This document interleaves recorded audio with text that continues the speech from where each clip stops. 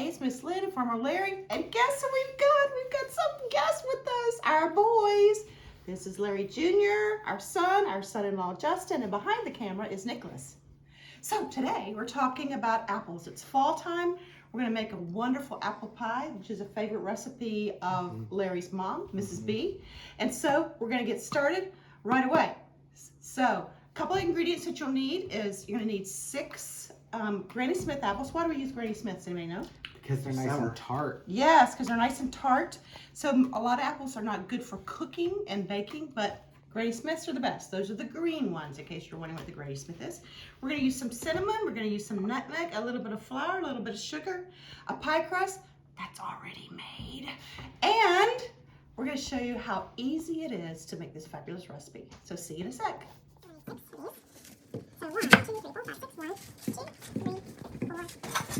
While I've got you here, let me say something really important. The recipe we're using is Mrs. B's recipe, a family recipe. Important for everyone to take their favorite family recipes and write them down. In our case, it's on the computer, so we have all these favorite family recipes because after they're gone, the recipes are gone. So this is one of our favorite. Don't you take this to like get-togethers and stuff? So very popular. Very popular because it's so delicious. All right, so we're going to continue on. We've got 6 apples here, 6 apples here, and then we're going to show you how to use Mandy, our favorite mandolin. If you have a mandolin is just a little machine to help you slice faster. So we put the apple on the slicer, and underneath, hold for a moment, are super wonderful thin slices. Now, if you don't have a mandolin, you can just take your knife and very easily just slice small pieces just as easy. So don't worry if you don't have a mandolin because you can chop it by hand. Yippee! Not as thin, still delicious. Okay, at Fern Valley Farm, as you know, we always make things from scratch just because there's less preservatives. But today, to make it easier, because we've got all kinds of help in the kitchen, is we're going to use one of my favorite pie crusts, is a Pillsbury pie crust. It's really, really wonderful. It's super easy. If you want to make your own pie crust, I'll put the recipe down below because they are wonderful and they're super easy to make and less expensive. So he's going to roll that out, just kind of roll it out just like it comes. And it's a big one big circle, as many of you know, because you've used these pie crusts before. All we're going to do is take our roller and from the middle, just push it out. So it's just a little bit bigger and will fit our pan a little better. Meantime, Larry is over here cutting away. We've got a bowl full of apples that are already sliced super thin and super delicious. I mean, look how thin that is. You can almost like see through it, which is wonderful. And we taste along the way because that's important to always taste as you cut. And just take it and plop, that's an official culinary term, plop it in the pie shell. We do not pre-cook this, so what we're going to do is we're just going to put it in, run it up the sides, push it down along the edge just a little bit because when we put the top crust on, we're going to connect the 2 crusts together, which is really important because with the pie, there's lots of juices. And when there's lots of juices, you need to make sure steam is allowed to come out, but not all the juices overflow. You don't want a soggy bottom. Just go around and poke holes all along the side, along the bottom. Doesn't have to be perfect. And done. And that's how you put the pie crust in. So we're going to do the other pie crust, and then we're going to talk about the fifth, which is just cutting up the apples. Remember, our apple pie or any kind of fruit pie is just the fruit plus a little bit of seasonings and a little bit of sugar. So now we're going to mix together our seasonings. So we are making 2 pies today, so we're going to double everything. But basically what we're going to do is we're going to use our 3/4 cup of sugar. So you guys have already measured it out, so you can just dump it in here. 3/4 cups of sugar. All right, done. We're going to do 2 tablespoons of flour each. So here we go. Here's our special flour that we use. Here's your tablespoons. So you do 2 tablespoons, he'll do 2 tablespoons. While you're doing that, I'm going to get back to my recipe. I'm going to double check what we're going to do next. Cinnamon, salt, nutmeg. Super easy. Those are the famous spices of all times for apple pie. I'm going to do 3/4 teaspoon of cinnamon. 3/4 teaspoon. So with our measuring, of course, you're going to do a 1/2 teaspoon and a 1/4 teaspoon each. Cinnamon. Cinnamon, yeah. We go through a lot of cinnamon, so we use big things of cinnamon. while he's doing that, so a half and a quarter. Super. And then, while he's waiting, you're going to do a 1/4 teaspoon of nutmeg. I'll do your cinnamon for you. Yeah, Okay. there you go. If you have allergies to nutmeg, just leave to nuts. Just leave that out. Remember that a lot of people do have allergies to nuts, but nutmeg is one of my favorite spices. Did you do maybe 2/4 teaspoons? And then that's it. Super easy. We're also going to put in a little bit of salt. We're going to put in a 1/4 teaspoon of salt each pie, and the recipe again will be down below, and we'll give you the recipe for just one. So here's our pinch bowl. So we're just going to use do a 1/4 teaspoon of. You want to do 2/4 teaspoons for this, and then we're just going to mix it up. 2/4 spoons. That's a half. It was a half, yeah. So since we're doing 2 pies, we're going to put half in. We're going to just take that, mix it up together. Use your hands. Make sure you wash them first. Put the salt in. So you've got salt, nutmeg, cinnamon, and sugar.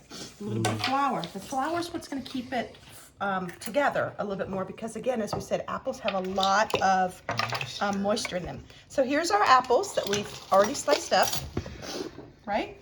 All we're going to do is we're going to take this mixture and pour it on top. Pour it a little bit. We're going to use our hands to mix it in. Okay, so there you go. You This is can the fun part. Yeah, this is the fun part. Try to keep it all on the bowl if you can. And we're just going to mix it. We're just going to coat those apples with that wonderful sugar mix. Just take it and pile it in. There you go. Justin, you pile this one in. Yep. Doesn't have to be fancy. You want to keep it in the bottom of the pie rather than outside the pan, but you want to fill it up.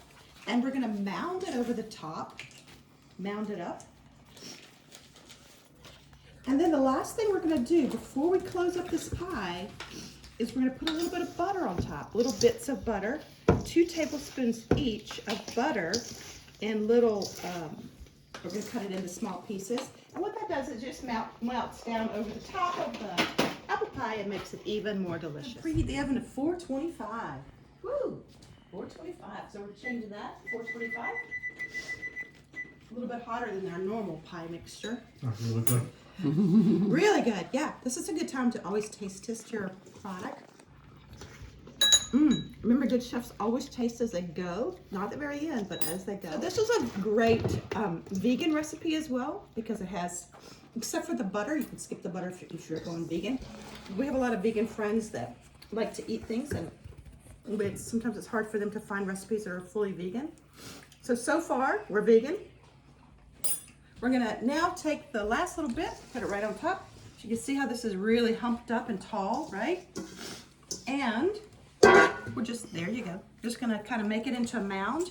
Then we're gonna take our 2 little tabs of butter, 2 tablespoons, cut this into small pieces. Just take your knife and take it and put it all over the top of this. And again, this is gonna melt down and make those apples even more delicious. Apples and butter and sugar, what can be better than that, right? So just a little bit of butter here and there, and all over the top. And so easy, you can't mess it up. It's really wonderful. And then what we're gonna do is we're gonna take our last 2 pie shells. Always start from the middle of the pie shell and just roll out like this. Then you're gonna keep it in the round shape. Go ahead, Justin. And we're just gonna lift it up and move the pie closer. And we're gonna put that right on top of the pie. Super. Fantastic. Okay. Now you want it to overlap just a little bit, the pie that we pushed around the edge, remember? Because that's how we're going to seal it together. So now comes the fun part. We're going to take the bottom part of the pie and the top, and we're just going to roll it into an edge. And then we're going to make it pretty. So just roll it up together and pinch it, roll it together. So we're sealing off the pie so it doesn't overflow outside the pie pan when it cooks, because all those juices will want to do just that. So we're gonna just roll it up, pinch it together. And then we're gonna do something my mother taught me how to do to make it pretty. We're gonna do a fluted edge. We're gonna go in and out just like this. Just take your thumbs and go in and out, all the way around, and it makes it beautiful. Yeah, you could take a fork and go around if you wanted to, just like this. And it makes a really pretty design. So whatever you wanna do, get creative. Get your kids in there, they put their name in it if they wanted to.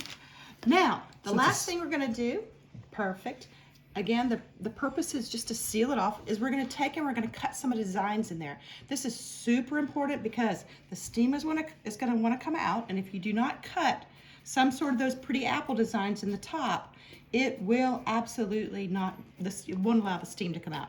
So just take your knife, go around, make those little pretty apple designs you always saw as a kid. Can we do a Or face you for can Halloween? do a face for Halloween if you want to, Yeah. absolutely. Any way you want to, as long as it has those openings for the steam to come right out. There you go. You might want to put some eyebrows on it, just because we need quite a few little openings. Beautiful. We'll know which one is Justin's. So here's the beautiful pie, almost ready to go. This will look like the stuff of your nightmares in an hour. Okay, we're ready now. The final step, and this is a step Mrs. B always taught me, and it makes so much sense. We're gonna take a little bit of cream or milk or anything that you have, half and half, whatever it is you have, and we're just gonna rub it around the top of the pie as well as the pie crust. This is gonna make that pie golden brown. So typically you could use an egg wash if you wanted to, but today with this apple pie, since we're doing Mrs. B's recipe, we're gonna do the milk. We're gonna take a pinch of sugar and we're gonna sprinkle it on top for a little bit of shine. So we just take our sugar, sprinkle on top as much as you want. You can do more if you want to. And we are ready to put it in the oven. 425, as we corrected ourselves a minute ago. We're gonna put it in for 1 hour. 1 hour. Now what that means is we're gonna put it in and we're gonna watch it. So we'll set our timer for 50 minutes. Always set it for less than what I tell you. And then we're gonna peek in, because sometimes our ovens can run a little hot. So you'll be able to tell right away when it's finished, because it'll be a nice golden brown. All right, we'll see you in a minute. I have to mention is always make sure you put a tray underneath, because apple pies tend to expand as they cook. So if you don't want your oven to be filled with apple pie juices, make sure you put a tray underneath. You can do aluminum foil for easy cleanup. And now we're ready to go.